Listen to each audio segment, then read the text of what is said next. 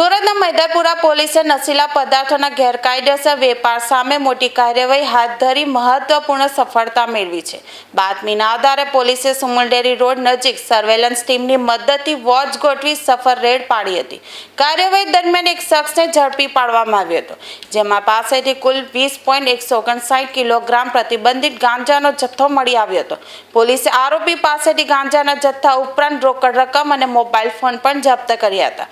સમગ્ર મુદ્દામાલની કુલ કિંમત અંદાજે ₹10.11 લાખ હોવાનું સામે આવ્યું છે। પ્રાથમિક તપાસ દરમિયાન પકડાયેલ આરોપી મૂળ ઓડિશા રાજ્યનો રહેવાસી હોવાનું જાણવા મળ્યું છે। આ મામલે મૈદરપુરા પોલીસે આરોપી સામે NDPS એક્ટ હેઠળ ગુનો નોંધી કાયદેસરની કાર્યવાહી શરૂ કરી છે।